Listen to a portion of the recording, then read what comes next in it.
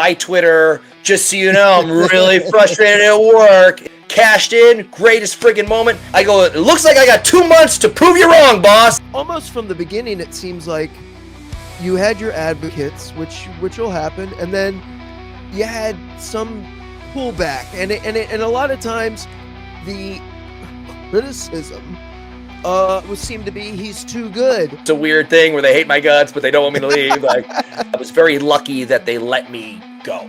Got to go wrestle in Japan, wrestle in Mexico, bounce around the world, get in the ring with Tanahashi, and now I still have like this imposter syndrome. Like, this is the day where they're gonna find out you're not as good at wrestling as you think you are.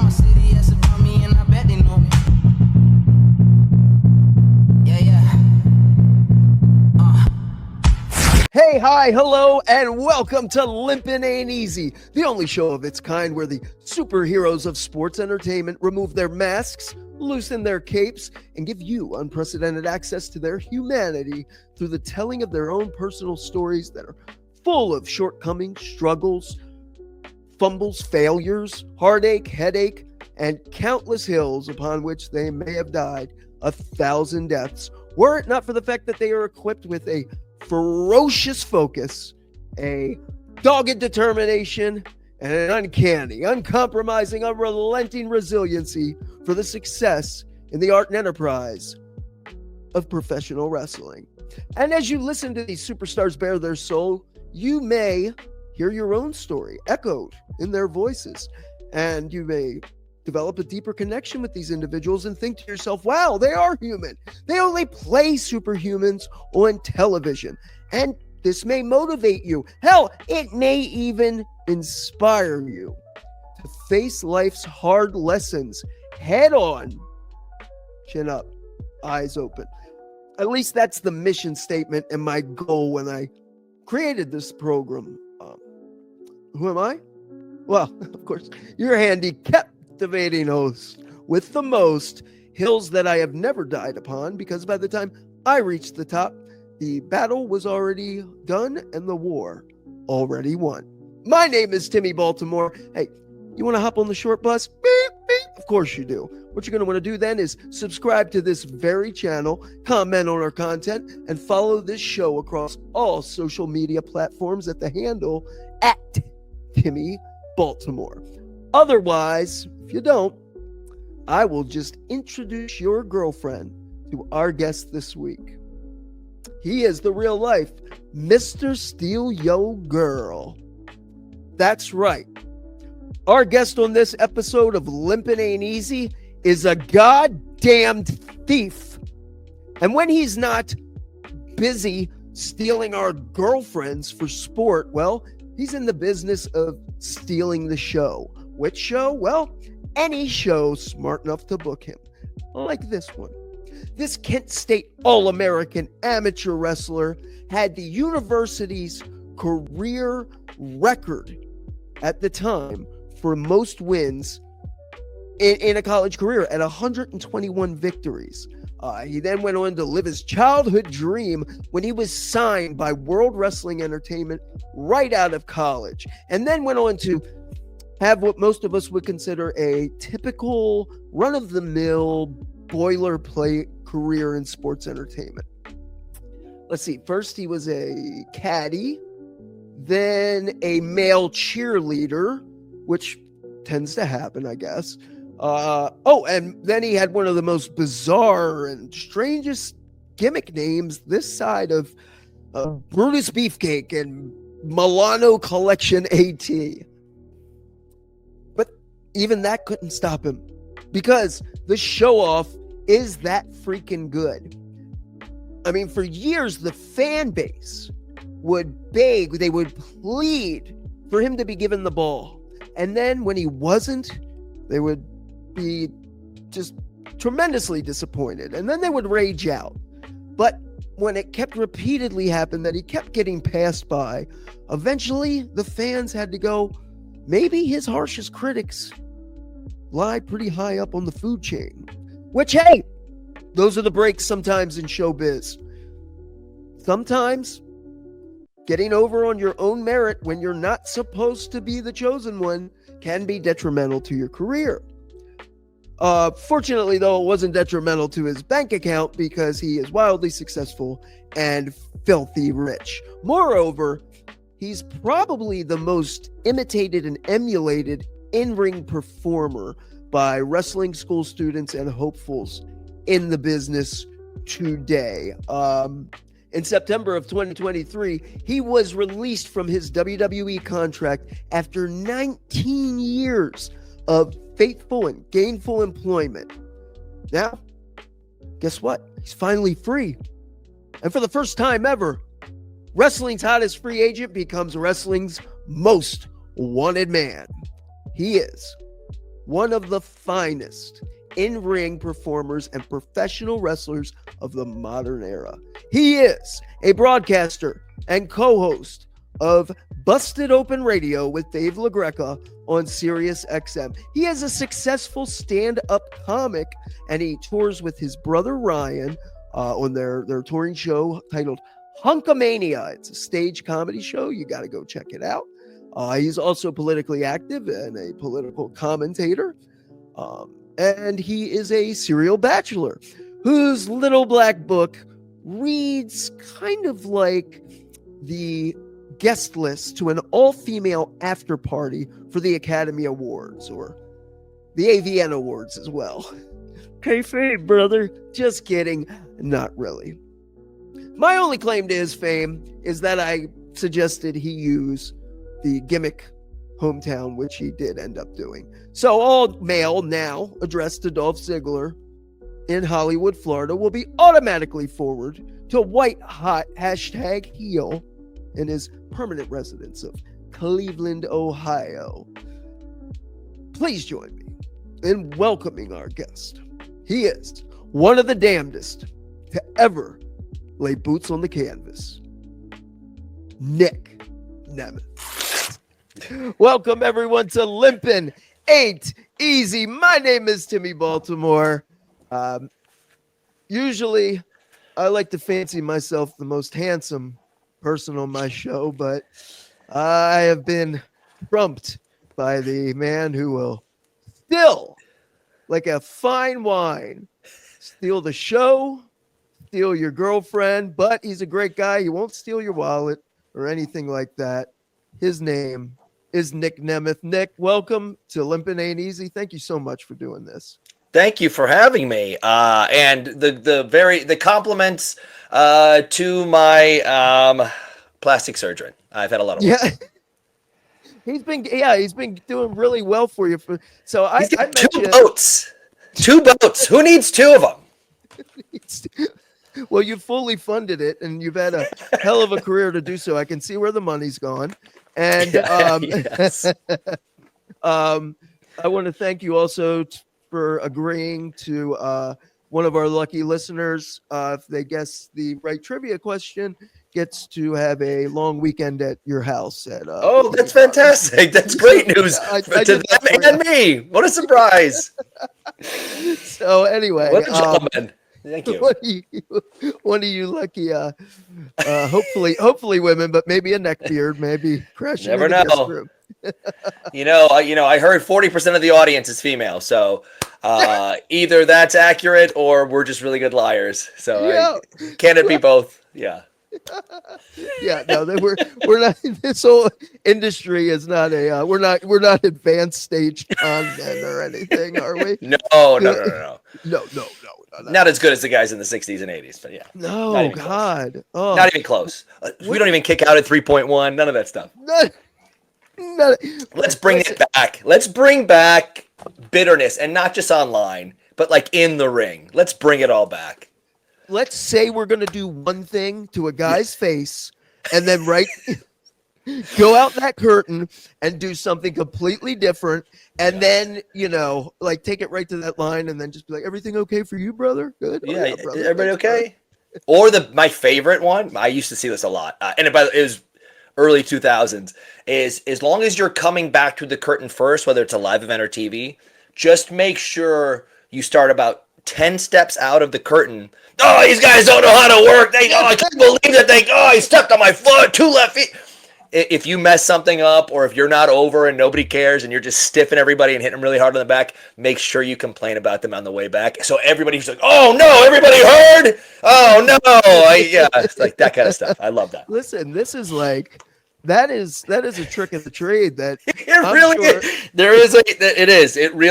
is a beautiful trick if done properly. People in the early 2000s were doing that, and they got I watched a lot of people get nothing out of it, and rightly so. Be smooth about it. Come back, be quiet. Have everyone go, man, what's he brooding about? Oh, he must love the art. Like, what's he missing? And then you just sit in the corner like this and make sure everybody sees you do this. Oh, and then that way, no matter what you did wrong, you're the vet. And by the way, you didn't embarrass him in front of everybody. You let everybody see this because you did it 20 times waiting for him to walk through. But you were the distinguished veteran who chewed him out away from everybody else. What a gentleman. You let him you let him save a little bit of face by having subtlety and tact in your carnyism. No, you're right, man. I think today's, you and I have known each other for a minute or two. Yeah, and 20 years. Oh, man, you got signed in 2004. I think the summer of 2004. I'm pretty sure. Okay, it's just a bright-eyed. I asked TJ Wilson. When in doubt, I asked TJ. I don't know. Yeah. Oh God, maybe you and TJ, and this is no showbiz bullshit. Like probably the two best I've ever seen. Had the pleasure, up close, personal, just absolute killers in there, just amazing. But I have I don't like giving compliments and then waiting for you to react because it's like, oh, thanks. Yeah, I don't do very well. I was held too much, so I don't really care for those. Yeah, but I appreciate that. Yeah, well, you're welcome. So I appreciate the moving on part. Yeah. Hey, TJ, he's great. He's a killer. Big fan. Yeah. Agree.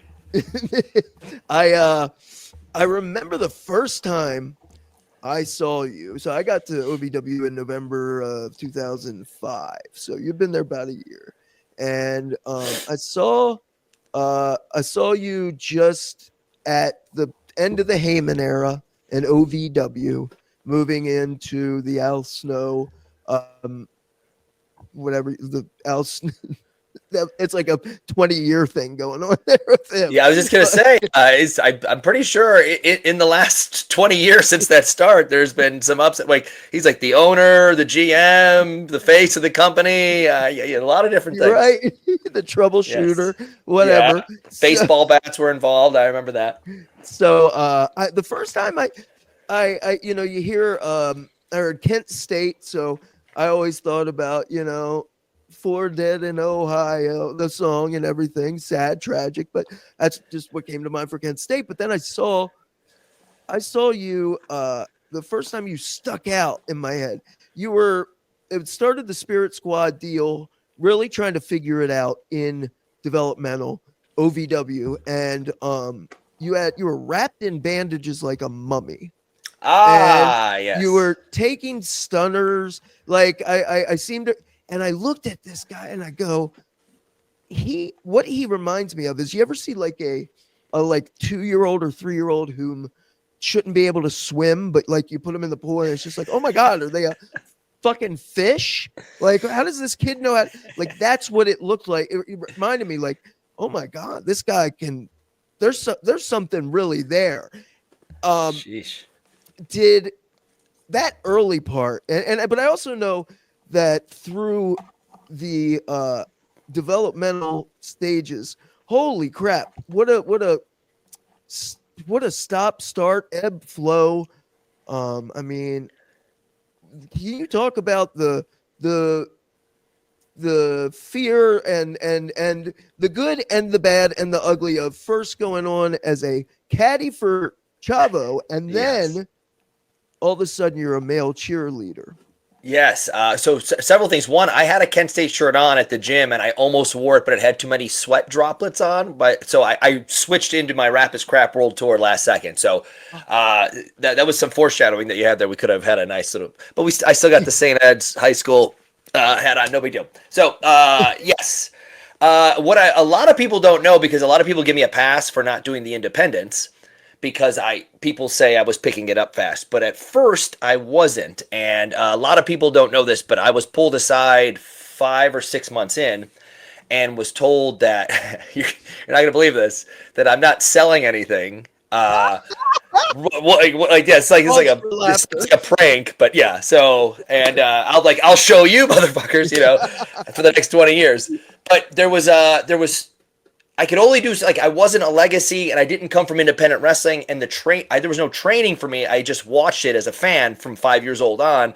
So I had just come from my senior year at Kent State, where 2 times at the national tournament, my shoulder came out of place. So 2 different times, you're so focused on, when amateur wrestling, not showing emotion, or like you're holding onto a leg and there's 30 seconds to go and you need to hang on to this to win by 1. And you don't want your opponent or anyone to know that you're like, I am gripping my hands, but the other shoulder is useless. And I don't, you show no emotion until you're done. And then you go boom. And then, like, you hope that the trainer can pop it back in for the next one, whatever. But that part was in my brain. Like, I knew I loved Ric Flair and Kurt Hennig, but I didn't know how to put that to play in the ring, because I was so focused on like not showing the emotion and not giving the show. And then that slowly, I got pulled aside saying, it doesn't seem like you're picking this up. You're doing the drills, you're doing everything. And we had 3 or 4 days of practice a week, but also Mike Mondo had the key to the gym, and he would come in with me 2 or 3 days a week after Lance Storm's class and just reiterate Lance Storm's class to me. And then there's that off and on, no one is allowed in Rip Rogers' class. Rip Rogers is dead to WWE. Rip Rogers is fired. No one is to have contact with him. Also, you should go to Rip Rogers' class and learn. And that was very much over the, like the Al Snow story of OVW, to where some weeks he's fired, no one is to go near him, and you'll be fired. And some weeks it's like, why is no one learning from him? So I always was secretly learning from him 1 or 2 days a week also. So I was trying to my goal was to get like 2 years of training in 5 or 6 months, because I was the only one at the time in that class who had not come from independent, and everybody seemed so much better than me. And I was trying to get better as fast as I could. So it was like timing that out into reality, like right before the reality era was starting for WWE. It was a couple of months of me finally getting, like, acknowledging and selling my facials and body wise, and then going above and beyond to show them that, like, don't fire me. I get this now. I'm going bigger. And just as I got about 3 or 4 months of you're learning Memphis style, show all 4 corners of the arena, the pain you're in, and all the different pieces of the play that we're doing, without having a Tron that can always zoom on your face. You got to show everybody. I got into that, and then 3 or 4 months later, I was locked in. They're like, reality era, nobody's selling big, everyone's start getting your hands up, and all, like, oh. So it was like, I'd like focused like 6 months and 2 months into getting this all done, and then had to retrain my brain again to take it like, okay, I can do a Mr. Perfect bump on the finish, or the second last thing to make everyone think it's the finish. But when someone drop kicks me or gives me a tackle at the beginning, I can't do the rock stunner cell through the ropes unless it's Ryback or something, Right. So like those pieces were all, and I was just trying to figure everything out. And then every day I just assumed, I know this is my dream, but they don't give a shit. Like, there's 1,000 guys waiting for this job. I could be fired tomorrow. I don't know. Like, why am I not on TV after 6 months? Is everybody supposed to be? Does it take 2 years? Like, you don't know all these things, and I don't have like anyone in the business to know and ask. I had gone on a tryout with Lashley. No one's telling you, because you're a threat.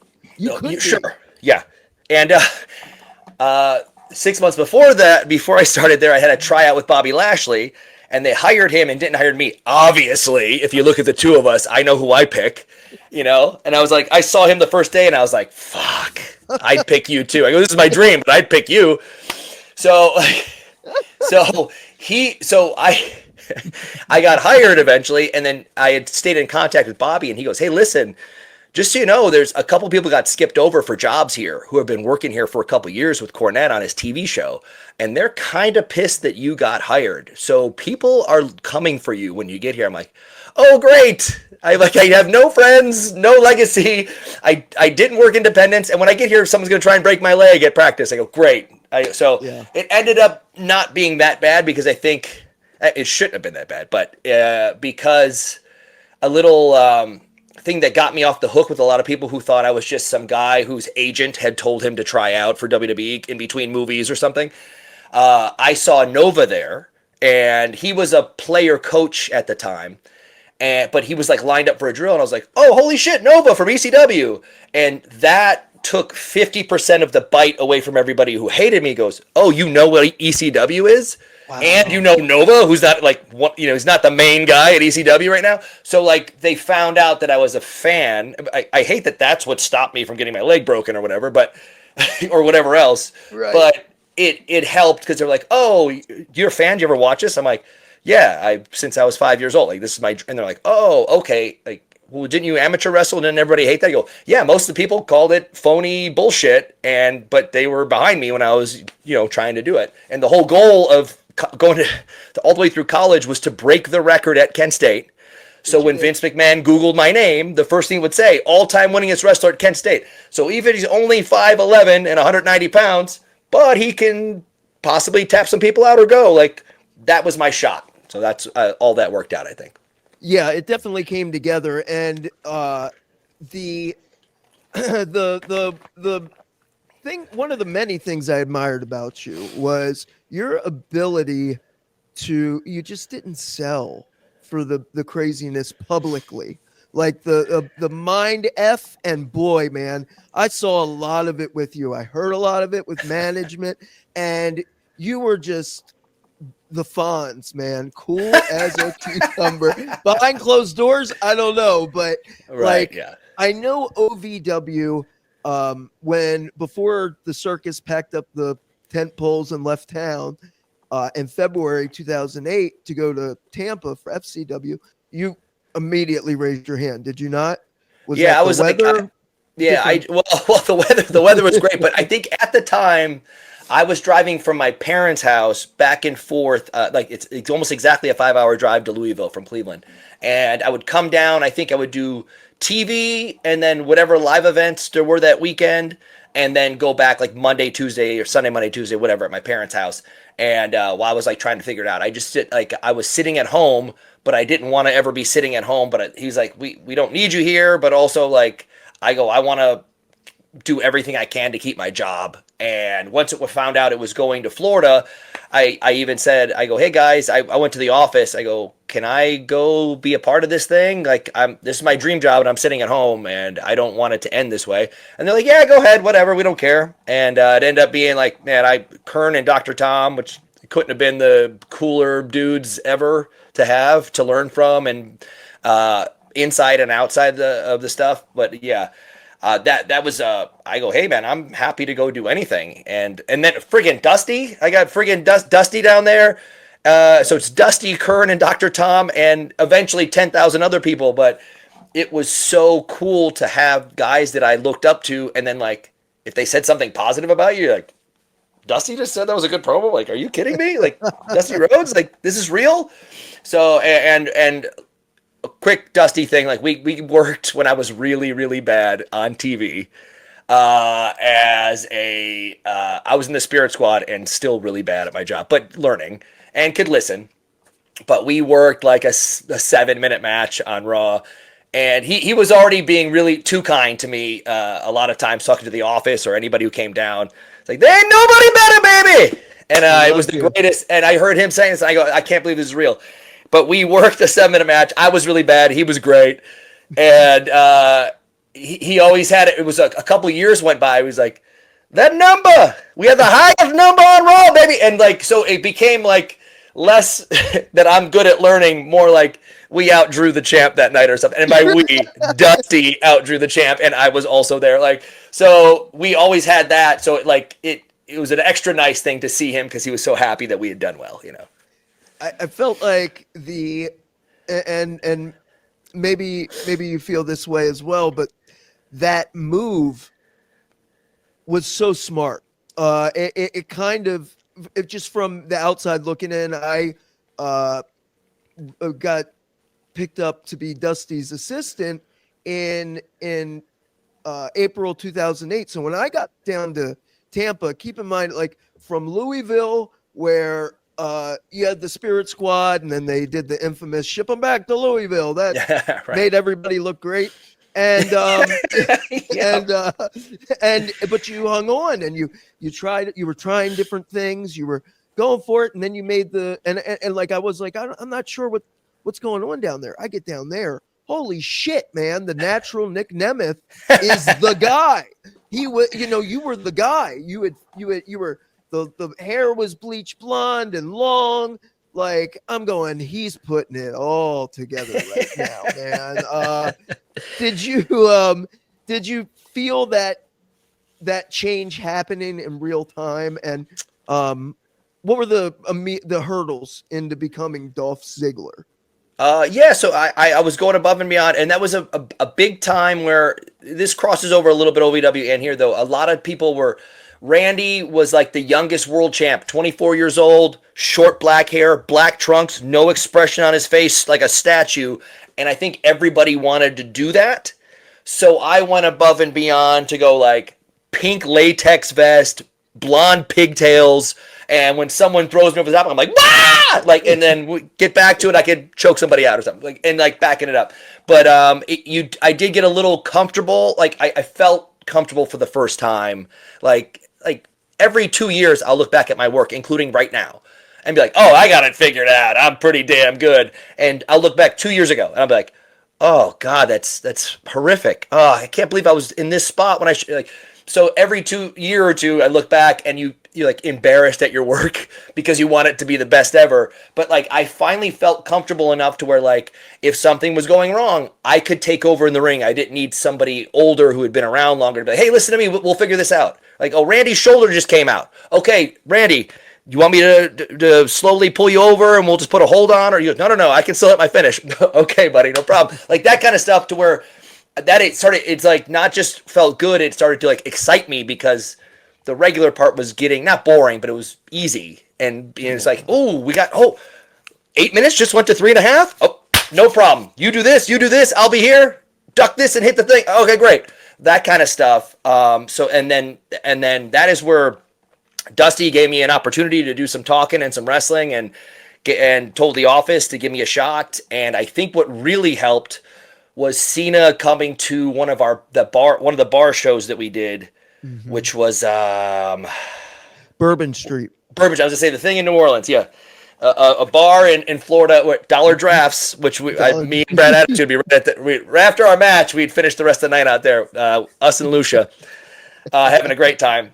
Who he said, "Ooh." At one time, she was a very nice looking lady who had been around and a bartender and didn't take any crap from anyone.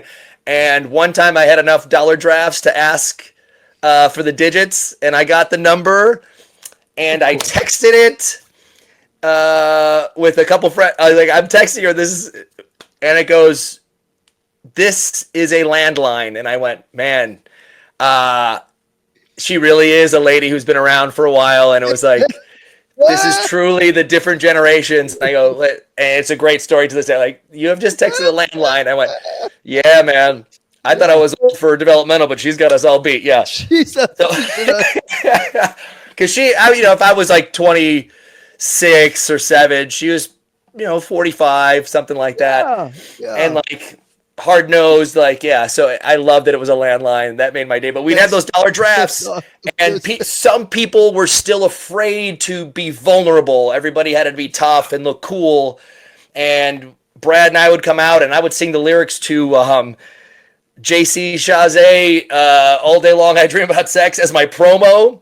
And I emphasized my tan line and did something. It was Big Rob Terry was watching my back one night, and someone would flip me in the air or throw me out of the ring, and he caught me, and I was caught in his arms, and he saved me a couple different times, some 5 or 6 minute match, and Cena had happened to be there, and without telling me or saying anything, the next week I was having a dark match. So I don't think that's coincidence. I would assume that he said, hey, let's go with something here, because eventually we were trying some stuff out together. So that was pretty wild.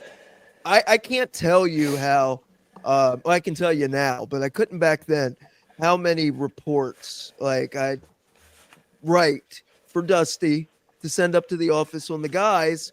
And it was just progressively getting more frustrated from Dusty about you. It was like, he's ready. He's ready. What are we doing? You know what I mean? Let's reel it in or cut bait, because he can't get there's nothing else left to do here. And that actually kind of ties into what I was saying. Like, yeah. I'm not Triple H, but when I was in the Spirit Squad, Triple H and Shawn Michaels are helping us and going, hey guys, wait, do this here, all these little inside things. And then I'm not the greatest, but at the time there wasn't too many people there who could help me learn something new. So that all kind of seems to add up at that point. I mean, a little, if people at home may not understand that, the way you get better is by working those who are better. That's the only way. Otherwise, you're just hanging around, kind of smelling your own farts. And and what really, really helped, as much as I did like 2 years of training and 6 months learning when I was brand new. Like, I've said this a million times, but dude, every week, like, Hunter and Shawn were basically active, kind of full-time guys. And for 6 months of that year run, we worked them every weekend. So it was either Flair and Shawn, Flair and Hunter, Shawn and Hunter, Shawn and Flair. And it was like 3 of the greatest of all time are teaching me every weekend what to do. So it's like I'm getting that, and I can pass it down a little bit, but there's at some point there's no reason for me to be like Shawn Spears. Those guys were like way better than me. We were like both heels, so he wouldn't be able to help me or something, So it was like at some point I need that full time with these guys, because that's making me way better. But that was the the cream of the crop of that class in that period of time. It was you, it was Spears, it was Ted DiBiase Jr. It was Hager. It was that I'm probably forgetting a few people, but it was TJ. Yeah, I always forget names, but yeah, there's killers and those guys, and like looked apart, and like especially for developmental, like, man, these guys are friggin' good. This is crazy, It was nuts. So the thing that Dream used to always say was, and I don't know if this is true, but he used to say, Vince McMahon had said, if he didn't already have Kurt Hennig, you would have been Mr. Perfect. And I'm like, well, I don't know, like let the man be himself, like right. I because there's so many, you are a hybrid of so many great performers. I feel like there's Michaels, and there's Perfect, and there's a fair share of Bockwinkel in there. A time. I know Perfect and Shawn get everything. Every chance I get, not just with you, but let's. I can't even break it down that well. But Bockwinkel talking, the mannerisms, looking the part, acting the part, being able to tie somebody up and punch him in the mouth, and he doesn't get as much fanfare because he wasn't WWF for 20 years. You know what I mean? And so many people only know that because that was national TV. But when you go back, dude, Bockwinkel and Bobby the Brain, like even his work, like in the like wrestling, it's hard to top. So let's give Bockwinkel some due to people who only know like 80s and 90s national TV. Like, so smart. He looked like a professor, and he could kick your ass. Like, beautiful. And then absolute champion, pure white hot heat. A shot with him in the stogie. Oh, dynamite. But him and a young Perfect doing like an hour Broadway or something. I think it was AWA TV. They did it once. you could go back and it's beautiful. There's real shoot wrestling. There's like going back to things and the story. It's beautiful. And Hennig doesn't get too much fanfare. Perfect does because he's WWF and WCW. But man, two of my absolute favorites I watched was a lot of people say Shawn could do a super kick and sell well, but like I didn't really watch Shawn stuff. I watched Bockwinkel and AWA and Hennig and that kind of stuff that I loved. When you got to the main roster and began to climb the ranks and took a position where people were like, "Hey, this is looking like this could be one of the guys, if not the guy," and then they cut your hair, and then they told you. I'll never forget. That's what I was like, man. Are they? Wait a minute, are you fucking with him? Like, but it was like, it was these weird little things that happened. And then you win the World Heavyweight Championship. And literally the Hardys coming back. And Scott Steiner in the Garden, like the three biggest pops of the modern era, quite possibly. What was going through your mind when that ovation happened in that moment? Before I get to the good one, let's do. As much as they were, I feel like it was. I was basically called up to give MVP an opponent with Sherry Shepherd in his corner who could bump around for him, and then we did a dark match together. And as they tend to do to see if you're good, they tried to mess with us. They tried to switch the finish, took 2 minutes away, and then added 3 minutes as we were going into our finish. That kind of fun stuff. And out there, I was like, "Hey, man, don't worry. We'll do this. And, like, I was nervous as hell, but, like, we got to it to where we fixed it on the fly, and fans couldn't really tell, but the boss kind of knew because there was one little jumble in there. But I was a kid. And I got to the back, and he was like, you got up after he kicked you down after this comeback. And I was like, yeah, but it was the second comeback, and I don't know what the hell I'm doing. And you added 4 minutes as we were going into his finisher. And I go, pretty damn good for calling it on the fly as you tried to mess with me, though, right? And he went, okay, whatever. So those pieces. And then I think he gave me a funny name to stand out because it was going to stand out, but to be like the guy on Superstars who Harry Smith beats before he goes to fight Cena on TV or something. And they went, oops, you're supposed to be more important than that. But you already got that name, and you could always tell there was one or two people in the meeting because I would hear things, how everything changes. But you hear like, hey, we're doing this and we're going with you. Cool. And after the meeting, it's like, well, it turns out, we're dumping horseshit on you and pinning you with 1 foot by this new girl who hasn't debuted yet. And you're like, oh, okay, yeah, cool. So you would have it would be that drastic, those changes. I'm like, man, somebody's really not a fan. And then you get to the point where like, well, I'm starting to get the crowd to cheer for me as a bad guy, and I don't. It's not modern days where people that's cool. Like I don't want that to happen, but you're forcing my hand here because they see that I'm good, and you're making me lose 98 to 99% of the time. And then the boss goes, "We're gonna cut your hair and dye it black." And I go, boss, you know everything. I get to live my dream because you created all this. Why are we cutting my hair? And he said, because you don't have any credibility. And I said, do you think it's the 99 losses out of every 100 matches that I have? No, it's your hair. And I go, boss, I got to say this one more time before you cut my hair off. And at the time, there was maybe one other guy with blonde hair, maybe. It's all a bunch of short black hair stuff because it was kind of cool to be Randy, all that stuff. And I go, are you sure it has nothing to do with the booking at all? And losing every match, it's the hair. I'm like trying to if he hears this out loud, he has to change. Like what? And he goes, no, we're going to change it around. I want no emotion. Cut your hair, dye it black. I go, well, like a trim? No, down short as Randy's. Damn it. Sets it up, gives me a match, goes, I want you to beat up Santino. I want no emotion. I want no eyebrows raised. I want nothing to the crowd, no pandering, no taunting. I went out there and boringly beat him up like an amateur wrestler would if they had no training. And I got to the back, and he was like, that wasn't that great. And I go, yeah, we took the entertainment away from the sports completely. And Pat Patterson was back 2 weeks later, and they started dyeing my hair back and said, our bad.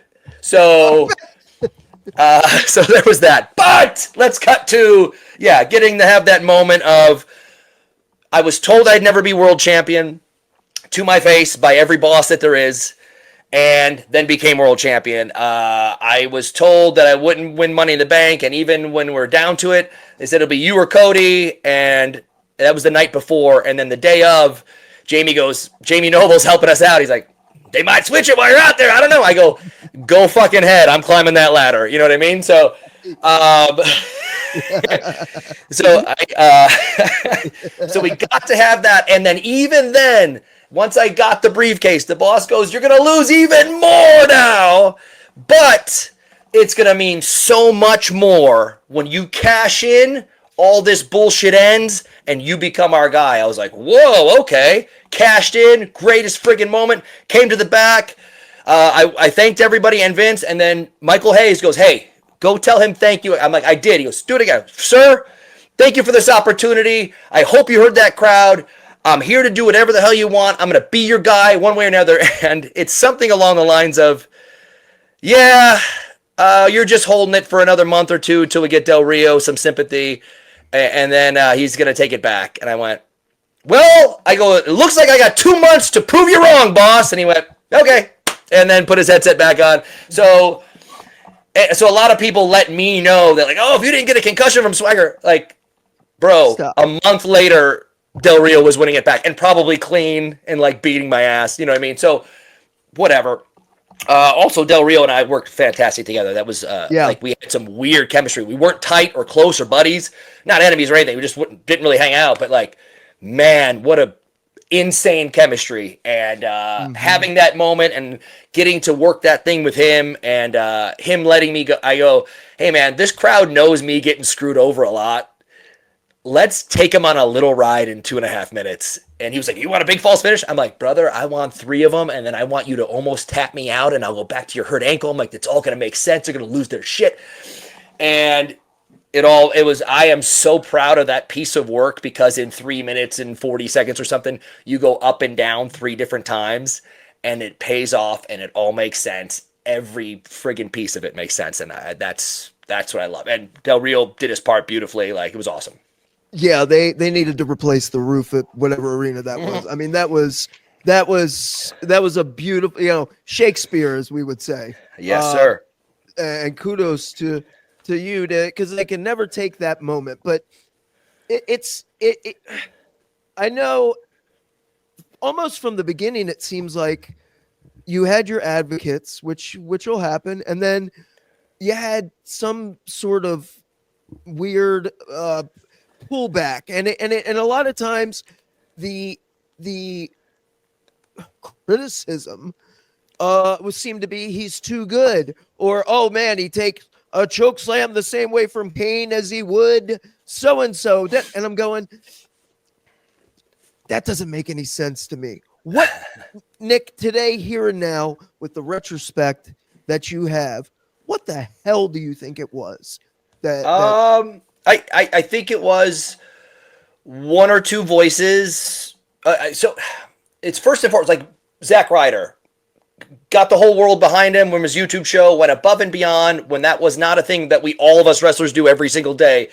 He did a huge monumental thing. That was out of the box. All of us doing videos and shit now, that is not out of the box. That's just the normal. He did it when it wasn't a thing. And when you're not supposed to be one of those guys, and you're branded as this will never be one of our guys, when you break through accidentally or organically, they can't wait to take it back and prove themselves right. So even remember The Rock in the ring at Survivor Series after the main event, and they're going nuts for him, but they are chanting for Ryder. The Rock is in the ring, biggest star of the business, and in a few movies at this point. Hadn't been in the ring, in a WWE ring, in years. Right. And he is a movie star. And he's broken through the ceiling of generic action guys. He's on his way to being Tom Cruise. And the entire arena is chanting for Zack Ryder. That is something that is unheard of. And he had to acknowledge it. And then even then, they went out of their way to like kill him off, which sometimes builds you up stronger. But at some point, this is gonna tie into me. The audience has to give up because they want to, like, this is our guy. Oh, you don't like him in the office? We like him even more now. Great. But then it eventually just keeps going and keeps going. And then you go, well, we're beating him up on the show, but they're still cheering for him. Let's keep him off the show. Oh, shit, the crowd hijacked the entire show chanting for him. All right, let's put him on at the beginning in Superstars and beat him up, and then we can forget about him. Nope. By the 10 o'clock hour, they're all chanting for him. So they went out every possible way to prove themselves right, and after a year of genuinely killing him off, like attempting to kill him on the show, literally, that eventually the crowd goes, all right, we get it. We can't be behind this guy. Okay, got it.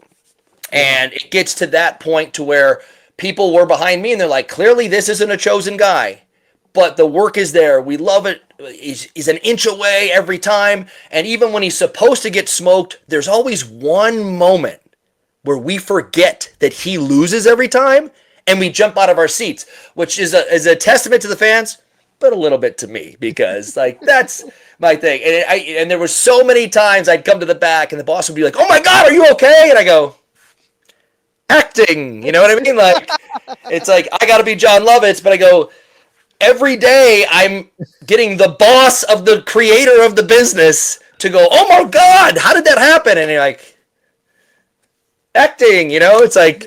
So you get to that point to where and they're like, and you know you're going to lose. And then now 40-year-old guys understood that I was going to put on a good show and they liked me and it was cool to hate Cena because they weren't 8 years old.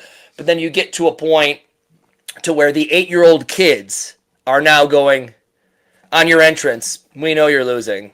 And you go, and that's not just some made up thing. I went to the boss, said, "Boss, 40-year-olds, then 30-year-olds, and 20-year-olds, now 8-year-old kids who only know Cena and like being by the fireworks, they know I'm losing because we've burned it into their brains." And that didn't change too much, but I really think it was always just, you weren't supposed to be in the gold circle. You're not one of our guys. You're not a legacy. We picked you to be like a fun punching bag, and you did way better, but we'll always prove ourselves right, I guess. Yeah. And then you always keep that hope out, like, well, this guy got a concussion and they put me in the last second to fight Sheamus, and I haven't even been on TV in 4 weeks, and I'm fighting in the main event, or fighting in for the world title to open a pay-per-view, and the entire crowd is chanting for me, and I go, holy shit, this is a testament to the fans, because they told you not to care, and they beat it out of you, and you still care right now.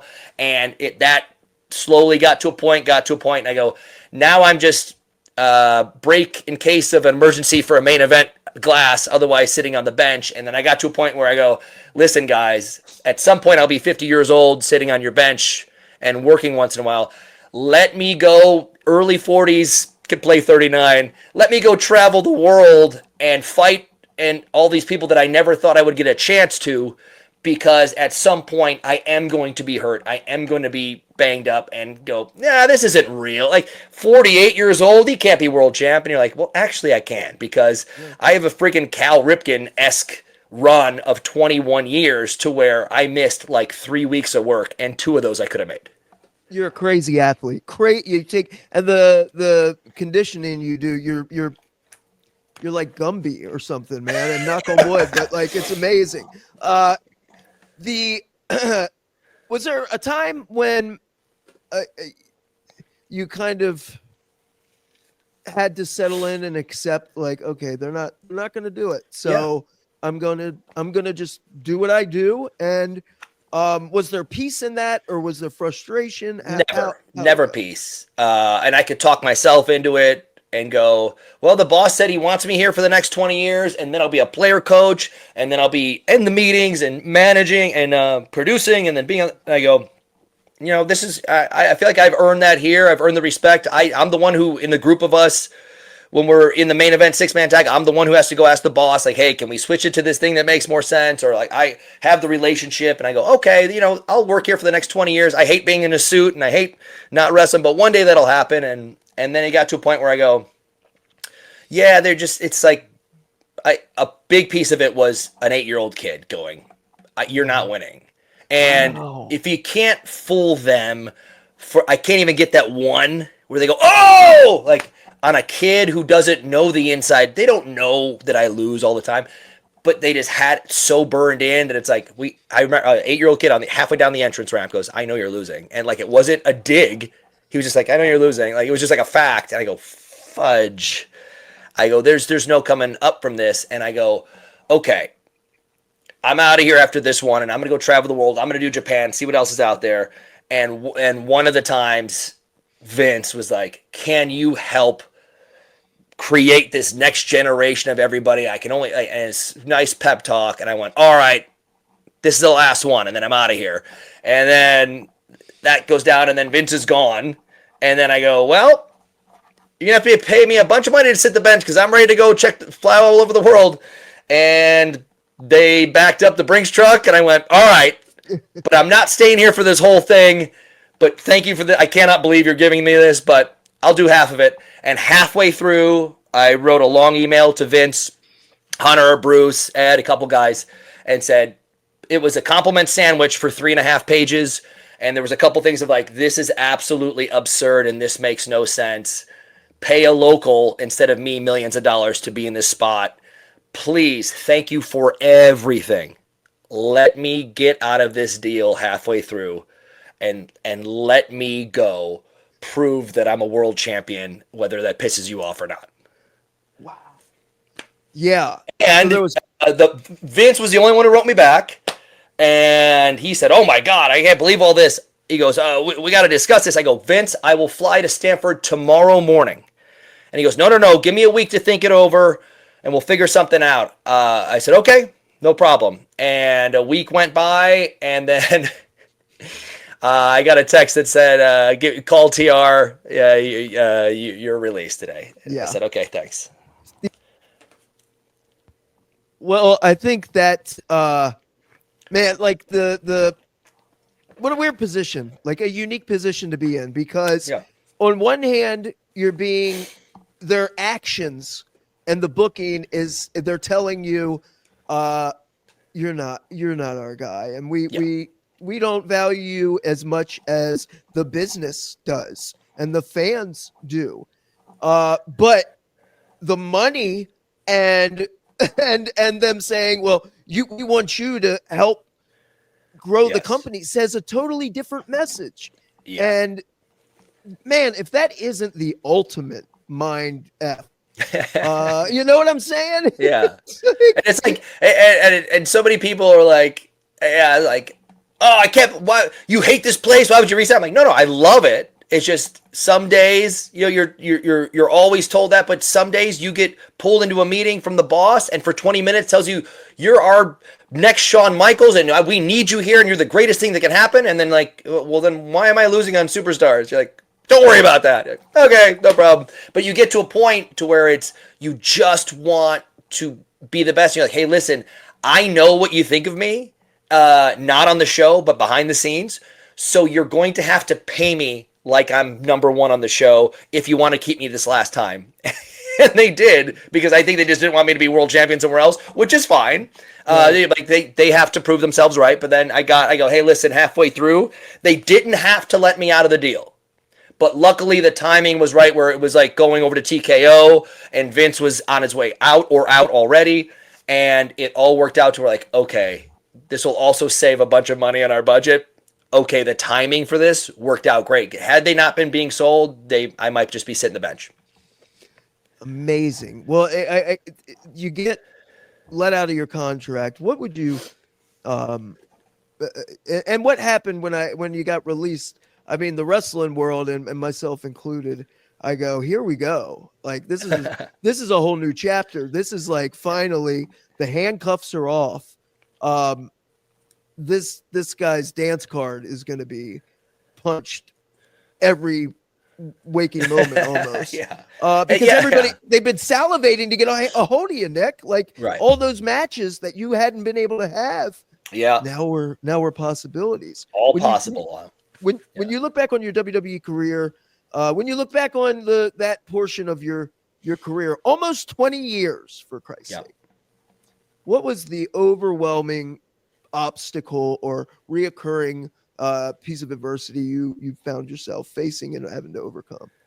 I really think it was, a lot of times it would be veterans because veterans who weren't there, they were either part-time or like someone like Stone Cold Steve Austin who would sometimes show up on a Raw, but he'd be like, guys, him, Jake the Snake, DDP, so many different of my favorite heroes would come up and find me and be like, you know what you're missing? This isn't this. And it was like realistic things, but I would shy away from going, well, I lose the match though. So it doesn't matter if I got a really good hold on the guy that's different. And it doesn't matter if I selfishly get one more false finish in there because I'm losing. So without better booking, I can't be taken seriously. And if that's by the way, that's the job of some people.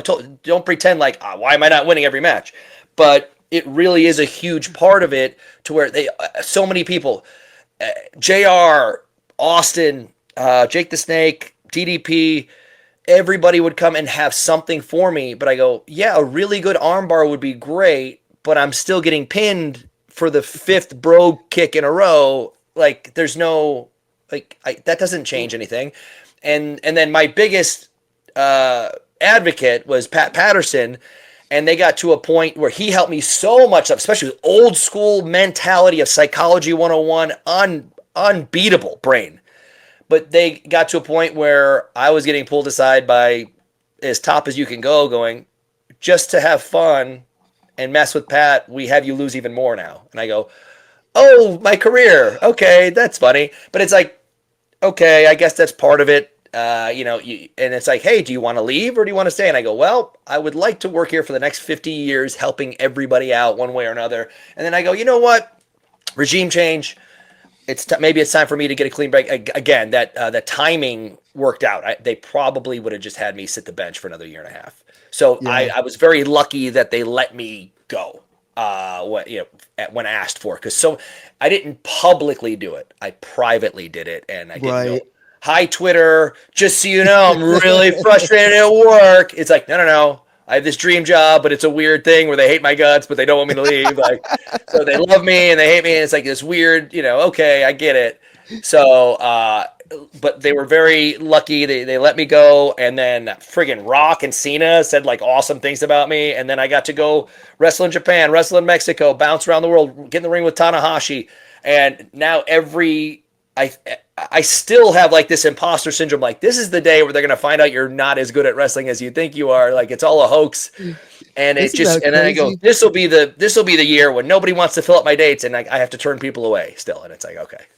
Yeah, very lucky, very lucky. That's a really interesting. I haven't heard that yet. The uniqueness of having the veterans kind of say, "Well, hey kid, here's what you're missing," or "Kid, maybe you should." And it's like, with all due respect, you're burying the lead, and that great workers, great workers can't. Good booking can make halfway decent workers look great. Bad booking, great workers can't overcome. And I'm not getting the Stone Cold treatment. I'm not getting the DDP treatment. So if I were, trust me, let's talk. Like, man, and now that you have crossed over to a place where maybe, if this were at any point in your career, if you had been let go, you would have been white hot on the scene, I think. What has been the hardest thing to get used to, and what has been your favorite thing that you've encountered? First and foremost, as much as I talk trash all the time, came back and said, follow that, all that stuff. I had, been around most of the people, unless they were NXT call-up a lot for several years or decades. And then you get to a point where someone's like, hey, I do this. You're like, oh, hey, great. And you forget, like, not everybody has had this world-class training that I had. And you're like, oh, you don't know how to do a body slam. I just let it on my neck. You know what? I got to start talking to people more before and being less trustworthy. So it made me figure out like, oh, okay, how about maybe we try this? So I was very spoiled for 20 years going, everybody has been vetted one way or another that I got in the ring with. And then you get to a point now where you're like, let's see what happens. Let's see how this goes. And now you got to like, oh, okay, I can trust people, but I can also got to be able to make an assessment about it too. And you just get to a point where it's like, I can do 30, 45 an hour. I will never be tired for you because I work so damn hard and I want to be the best ever. But also sometimes that's not what it calls for. Sometimes it's a different situation. And sometimes you just get to go, oh, this crowd is fun. Sorry, kid. I know we talked about 16 different things that you were going to do, but we're going to do a yay boo spot in the crowd while I drink beer because they are loving this. And you're like, and they freak out, but then they go, oh, okay, I kind of get it at some point. But it's a weird piece to have. It's just, it's great to know how good you are, but you're still fighting to be the best and you don't know. And there's also just like, you love this dream job and you can't imagine not being able to do it. And you don't want to not do it. And even if you're having a bad day or the travel's rough or the opponent sucks and you got to make it happen, when you go out there, I have chills on my arm. It's the greatest feeling in the world and nothing can ever top it. And I don't want it to ever go away ever. So I completely understand all those old timers I used to make fun of. Like, oh, one more run for this 80-year-old guy. Like, no, we don't ever want it to stop. Never. We need that feeling, that rush. It's the greatest feeling in the world. And if you're good at it and you get into it and love it, it's the absolute best. Nothing tops it. But just know, Billy Gunn told me when I was a high school kid, don't get too good at taking finishes, kid. That's all you'll do. And I was like, I'm in high school. I don't know. And I was like, damn it, he was right. That's a real thing. And but man, just being able to live my friggin' dream, still be okay, do 20 years straight, never be off. I'm the luckiest guy in the friggin' world, and every second you got, Chavo even taught me, you got 30 seconds or 30 minutes, make everyone remember you, and that's how I live my life, I think. You absolutely have done that. The run in TNA Impact now, has it been a goal of yours or just a natural progression to work with your Brian? Take two. With your Briley. Work with your Brian. Work with your brother Ryan. Use take two, and because is that something you've wanted to do? And for sure. We even met up. Like he was in NXT and I was on the road. It was him and Plasma or Trent Beretta and somebody, and it was like, and Plasma. I go, we're gonna do this, and this, and they came down and said, absolutely not. You're on the main run. You can't do any of this stuff. You got to beat them up. I'm like, this sucks. So, yes, of course. Going to TNA, and I go, guys, I don't want to show up in TNA and be the WWE guy from 20 years that just gets a title shot, and I got to be the champ. I go, keep me the hell away from this for a year, and then see if the crowd is even asking for it. And 6 months in, they're like, we need you to have a title match. I went, okay. But I didn't even win. I was like, that's fine, but I didn't want to be at it. And then we got down to it, and it was like, okay, if I can help, and you guys are saying the demographics are working, all right, let's go with it. That's fine. But I just want to get a chance to not ride and coast on someone that was on TV for 20 years. So someone that can actually go, and I tried to back that up every night. I was very nervous about an Iron Man match with Josh Alexander because I know he is a steel trap that can go. And I go, I talked a lot of shit for 20 years, but for the last 5, I was doing 3-minute matches with no entrance instead of my 30-minute pay-per-views with Randy. So it's like, I hope I can back this up, and I was really nervous about it. And especially since he could do like that Benoit style to where you can do like Angle and Eddie, like you can kind of fight for real and have some pro wrestling in between. It was an absolute blast, and he was fantastic. And I was like, thank God I can still go because I talked a lot of trash for 20 years. That real that physicality that seems to be lacking sometimes, where it's not, everything's not so pretty. I love when it's not pretty, or there's a stutter step or miss something. He's punched somebody in the face and snatched up again. That's the beautiful part now when everything is so beautiful. Right. Also, I have about 90 seconds before they're cutting my power. There's 2 trucks, 2 vans outside my house, and they're like, anytime you're ready at 12:21. And I was like, guys, 1 sec. I want to ask you real quick, if anybody out there who is struggling with breaking through, who is great at what they do but can't seem to get that acknowledgement that everybody feels they deserve and they've earned, what would you say to them? It went in different stages for me, because at first, yes, sir, no, sir, thank you for all the advice and what I'm doing. Thank you for giving me a shot. And then a couple of years, I started doing the thing of follow that motherfucker. And they're like, you don't say that to me. I'm the boss. Or something like, and you're like, well, I tried the easy way. Now I'm trying the hard way. I just challenge you to do something. So fire me or give me that main event shot and let me show you how a real main eventer goes. Or if you don't have those options, it's something I tell everybody who asks me for advice. I go, dude, when I started, it was 3 days a week, 4 days a week. I made it 7 days a week and then twice on Sunday, like how people say in the saying, but in real life. Because I go, if it doesn't work out, because it's showbiz, if it doesn't work out and you don't get to live your dream and you don't get to do the greatest things ever, you will at least be able to sleep at night knowing you gave everything you had. You don't want to be in bed 20 years later going, man, I wish I would have just worked out a little bit harder and tried, or I wish I would have asked for this. No, you go and do it. You give everybody the benefit of the doubt. You thank you, sir. Yes, sir. And I was like, yep, I know. They'd say how great I was doing, and I'd be like, thank you. And that was it. And then it got to a point where that wasn't moving anything. That was actually detracting me. And I said, you know what? Follow that, motherfuckers, and throw a case of water at a gorilla and go, now what? What? Fire me. Go ahead. Like, oh, well, no. All right, well, give me a shot or don't. And then that doesn't always work either, because that could get you fired. But maybe you get knocked on your ass and you go work somewhere else. But when there was, at the time, one game in town, TV-wise and worldwide-wise.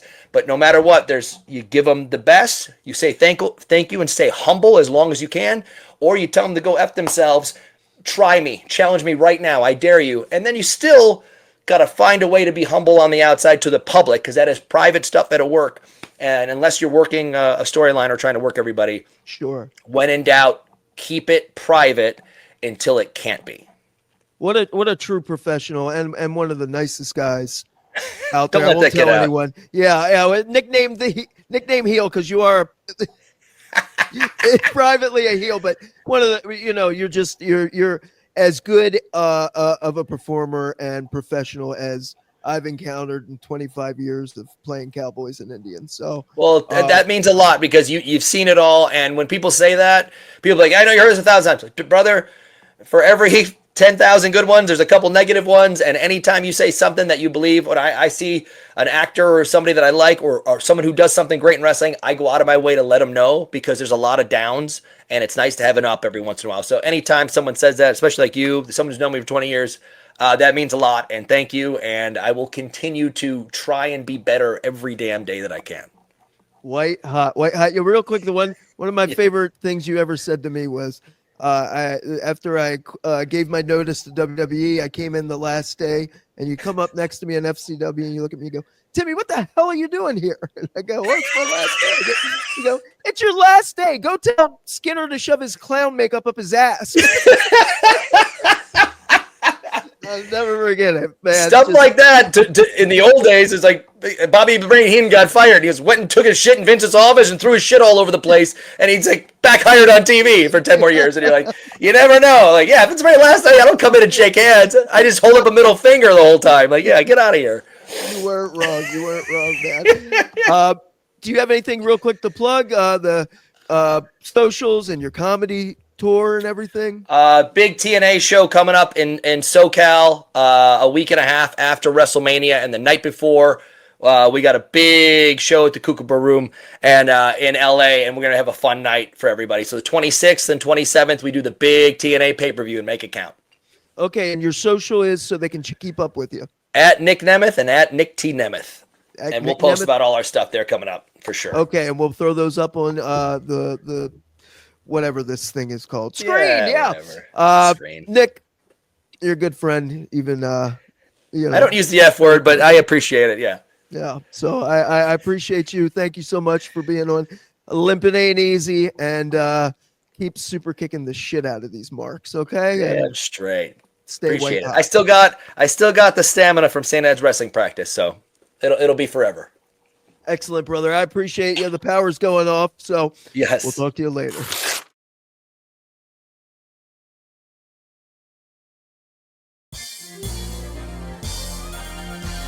As long as you're coming back through the curtain first, whether it's a live event or TV, just make sure you start about 10 steps out of the curtain oh, these guys don't know how to work. I can't believe that he stepped on my foot, 2 left feet.